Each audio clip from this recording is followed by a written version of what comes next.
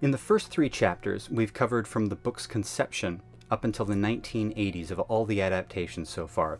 This chapter was going to cover the next 20 years, but there's only one problem.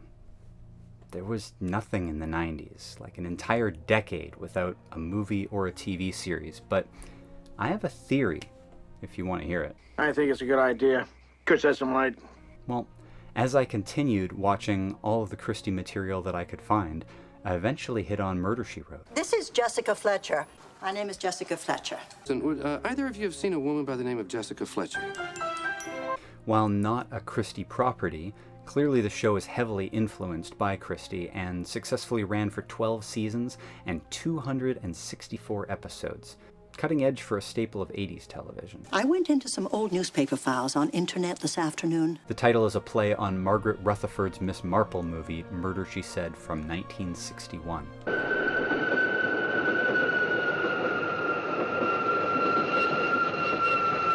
In the very first scene of the very first episode of Murder, She Wrote that introduces J.B. Fletcher, they show a stage play that's rehearsing, and 3 women talk to the director, and one of them is the shrewd Jessica Fletcher. It's a great intro. Let's take a look. YouTube flagged this clip. Let me just explain it to you. A play is rehearsing. A mystery play. In the audience are some women from the auxiliary baking committee, and they talk with the director, who just basically wants to shoo them out of the way until one of them, our Jessica Fletcher, suggests the obvious ending to his mystery play, having figured it all out already. He presses her for more information, and she lays out all the flaws in his plot that give away the ending, leaving him flummoxed and impressed by her sharp mind. Well, they practically cribbed the entire thing from the Miss Marple movie Mirror Cracked, starring Angela Lansbury. And this came out just 4 years before Murder, She Wrote. In their opening scene, the town is watching a movie, and the projector breaks down, or the film tears, or whatever, something, and they begin to guess the end of the movie, and everyone looks to the shrewd Miss Marple to figure it out. Cat and mouse game has gone on long enough. Very well, then. Lord Fenley's murderer...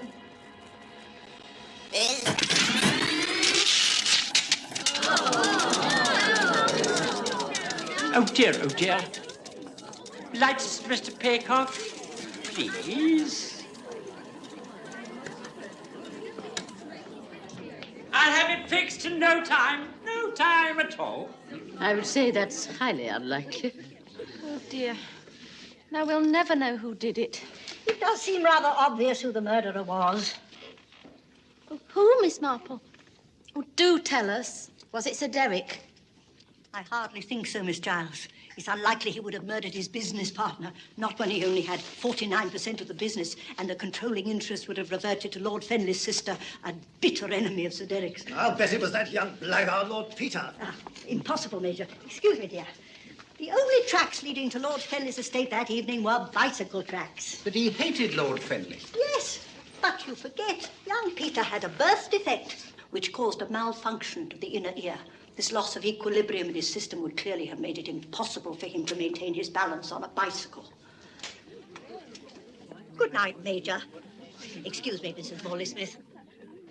So they're pretty similar. But what does the Mirror Cracked have to do with And Then There Were None, you might be thinking? Well, that's what I'm here to ask you. Well, it's a Christie to start with, but secondly, we're talking about why there were so few adaptations during these 20 years, and this star-studded vehicle that included Rock Hudson and Tony Curtis and Kim Novak and Elizabeth Taylor failed at the box office, and it kind of ended a run of all-star Christie productions like Murder on the Orient Express in 1974 and Death on the Nile in 1978, and of course both of the 10 Little Indians that we covered in 65 and 74. Personally, I found it a little off-putting to see Angela Lansbury in the old age makeup, whereas in Murder, She Wrote, she could play her own age and then continue to age with that part for over a decade. Say that again. Starting in 1984 and ending in 1996 with 4 additional TV movies, audiences just might not have had the appetite for another 10 Little Indians for a while, especially when the 1989 version flopped.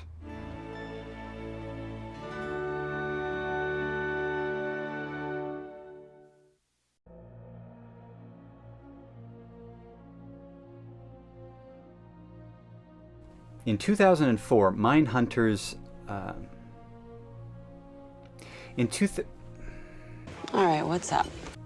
This sucks. Mindhunters sucks. It just does. I mean, this could have been a great adaptation, but it looks like it got butchered by the Hollywood machine. You start with a great script by Academy Award-winning writer Wayne Kramer, who had just done The Cooler, originally titled Unsub, meaning unknown subject. But there's also unknown unknowns, things we don't know that we don't know. But I guess somebody at the studio liked the title Mindhunters instead. Someone? Well, who? I don't know.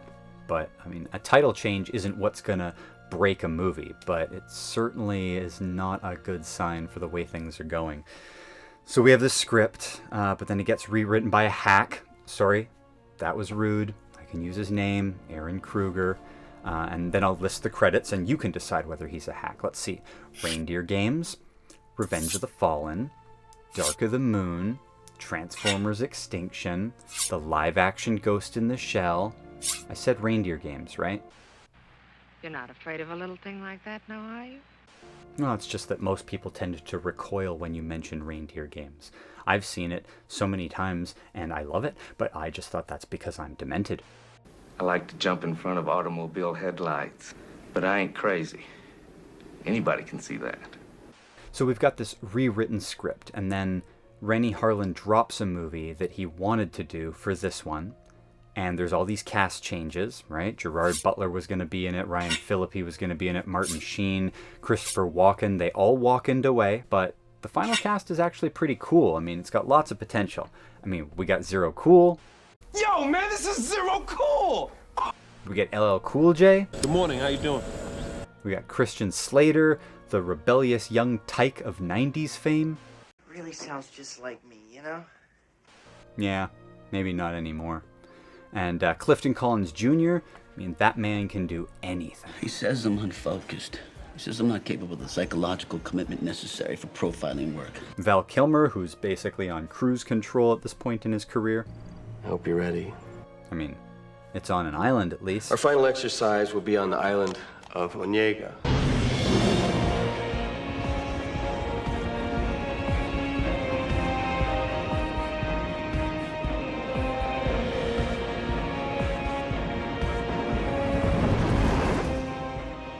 Instead of 10 strangers, we get FBI profilers there for a training exercise, and each death has to be this big, elaborate Rube Goldberg-style trap. The island, the middle of nowhere, they're all professionals. What's the point? Well, my point is that it's like a roided-out version of something that's designed to be elegant. It started by butchering a script and cheesing up all the deaths, but if that original script is out there, somebody should put that into production untouched, and I guarantee it will be better than this hot mess. Suffice to say that there is no butler, no statue, there aren't even 10 people, and that's not a prerequisite for a movie inspired by Christie's novel, but then at least I want it to be a little smart. I just want you to be smarter. I just wish it was a better movie. I mean, I keep going back to it, just like Reindeer Games. Maybe just because I'm a fan of Rennie Harlin in this case. He's called a puppeteer. I don't know, Kilmer. I've heard that you can be pretty difficult on set yourself. Have you noticed it's a really bad feeling? Yeah. Is it true you used a cigarette to burn a cameraman's hair during a take on the island of Dr. Moreau? That's what it's like to be inside the mind of the sociopath. Kilmer's making it weird again. All for killing him in his sleep. Okay, we're gonna move on.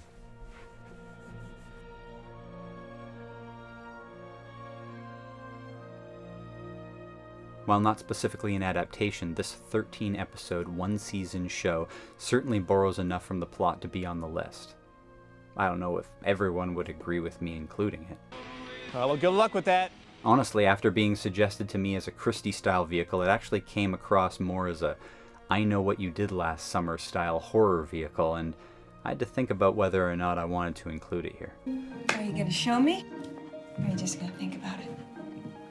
Alright. Let's talk about Harpers Island.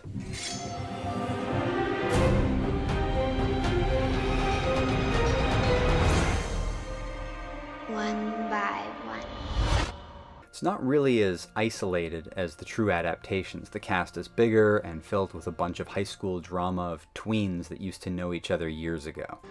It was very high school of me. Now, the little fishing island it's set on is actually Bowen Island, which is like a ferry trip from where I'm sitting right now.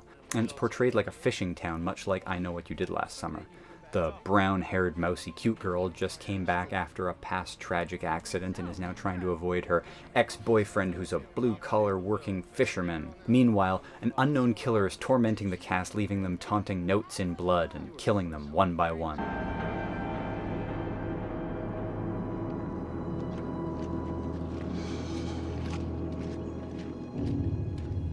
Our main lead heroine is haunted by... 7 years ago, I left this place after John Wakefield murdered 6 people. My mother was one of them. Everyone else has moved on. Believes the killings are in the past. Oh, John Wakefield murdered my mommy. Wah, wah, boo-hoo. Each episode is titled with an onomatopoeia of the way that the victim in the episode is killed. Like, you know, onomatopoeia is like a spelling out of a sound effect, like when Batman punches somebody and he goes, pow, biff, whatever, right?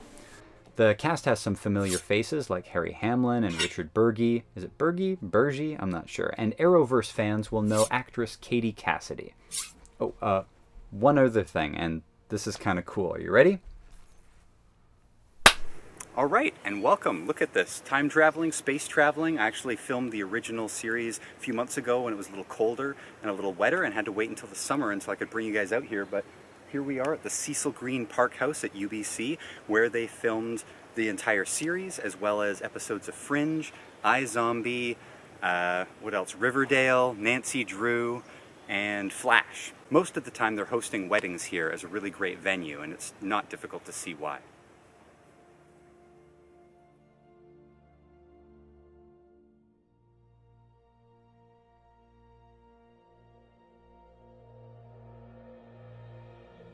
Now, since these 2 decades were a little devoid of material for us to cover, I thought this would be a good spot to cover some of the standout TV productions, and not the adaptations, many of which are hard to track down, but the parodies in other shows. You know you're a cultural touchstone when there are endless TV parodies of you, and some use elements of the iconic plot, others simply reference the movie or use the title or some variation of it. Shows including The Golden Girls, Family Guy, Supernatural, Boy Meets World, or Head of the Class have episodes referencing the book in their titles. In Remington Steele, which references movies constantly, the movie gets name dropped in dialogue when referring to their current predicament in 3 different episodes. In the first, Steel Trap, they're invited to an island. Some kind of resort. It's on an island off of Baja, California. Resort? On an island? How intriguing. Which of course develops into a plot that reminds Steele of... And then there were none. That's what I'm afraid of. No, the movie. What movie? Barry Fitzgerald, Walter Houston, Louis Hayward, June Dupree, for God's sake. Get a grip on yourself. You're coming unhinged. A group of people are lured to a remote island and systematically murdered. Laura, we're trapped on this island with a crazed killer. Other shows, like Leverage in the episode 10 Little Grifters or the comedy show Rooster Teeth, also use the basic plot structure as a framework for their own stories. The Adventures of Briscoe County Jr. has an episode called Bounty Hunter Convention that has a playful poke at this plot as well. The bounty hunters are all invited to an island, and while being stuck at the hotel, guests start dying. Fascinating. Actually, the Avengers did something similar. Doth mother know you weareth her drapes? No, the other Avengers. Mother tells me he left under... A cloud? Naturally. No, the other Avengers. There's a reasonable explanation to everything. That's the one. Okay, so in an episode titled The Superlative 7, John Steed is invited onto an airplane with 6 other agents, and after landing are killed off one by one on a secret island. Game and set, I think. He hasn't finished yet. No, that was pretty much it. Pity. I was just starting to enjoy myself. Doctor Who even did an episode where David Tennant actually gets to meet Agatha Christie and have an adventure with her, actually mining real history to a moment where Agatha Christie disappeared for a few days. The episode is called The Unicorn and the Wasp. Her car will be found tomorrow morning by the side of a lake. 10 days later, Agatha Christie turns up in a hotel in Harrogate. Said she'd lost her memory. She never spoke about the disappearance till the day she died. But whatever it was, it's about to happen. And there are tons of little nods to Christie throughout. Next thing you know, you'll be telling me it's like Murder on the Orient Express, and they all did it. Murder on the Orient Express? Oh, yeah. One of your best. Even TV shows like The Monkees or Gilligan's Island that were coming out in the 60s were referencing this. In the Monkees episode, people start disappearing from this island mansion, cut off from communication with the rest of the world, and they've also got a great butler in that episode. I'm sorry, gentlemen, but no one can leave the island before morning. The last ferry has been cancelled due to the fog. It's the middle of our foggy season. Foggy season? What are your foggy season? When is that? It's hard to estimate, sir. I'd say approximately from 1820 to 1975. Now, gentlemen, if I may show you to your room. In the next chapter, we'll be talking about what's come out in just the last 10 years.